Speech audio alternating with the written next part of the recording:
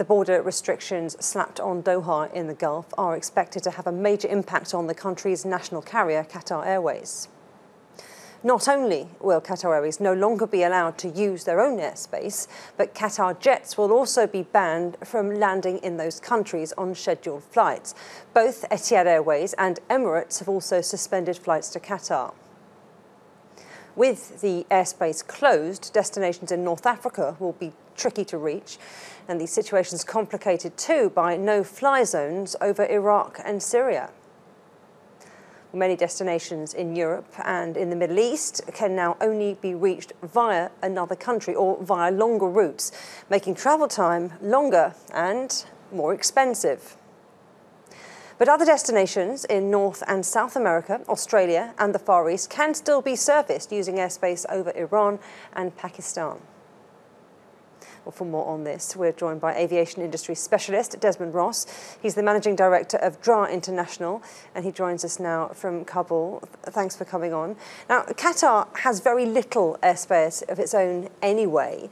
So talk us through how much more limited it is now and what the implications are for losing key European and African routes.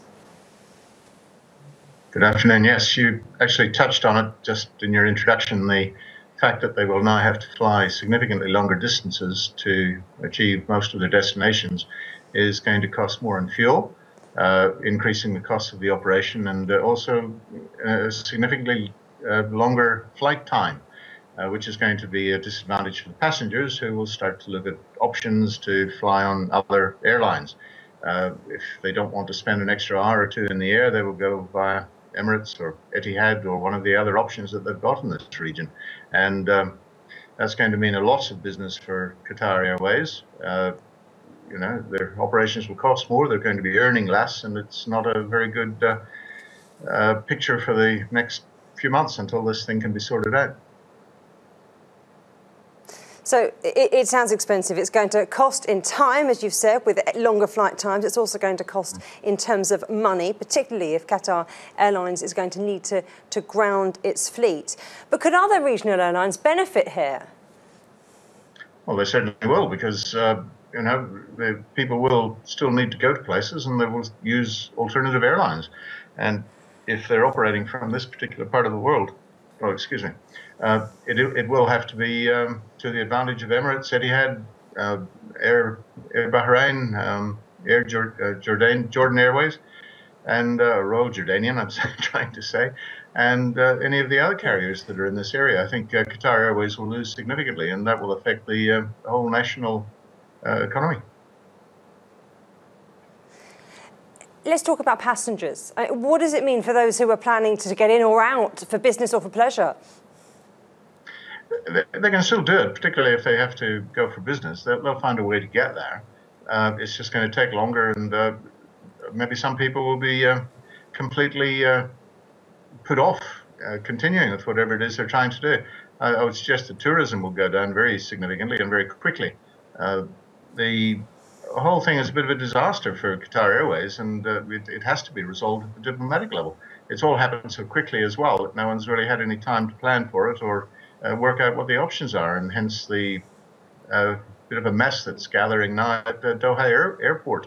Wonderful airport, beautiful airport, one of the best in the world, but it's not going to be operating very satisfactorily for the next days, weeks, however long it takes. Well, you mentioned there that normally you can plan for things like this. So how is the airport handling it? Talk us through the kind of action plan for coping with major disruption like this. I suppose you could compare it to what even happened in the UK just recently with the computer failure, the IT failure at British Airways. You saw crowds of people unable to go anywhere to do anything. They were stuck at the Heathrow Airport, and that just grew and grew, and so it will in Doha. You'll have the same sort of mass problem of passengers gathering and not being able to get out.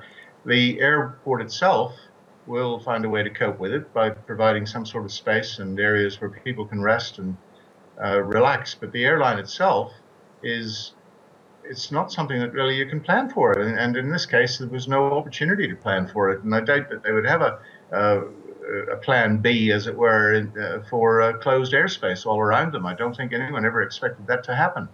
The only thing they can do is to offer flights, which, as we said earlier, will take longer to get to the destinations, but there's not much else that they can do. This is something completely unexpected.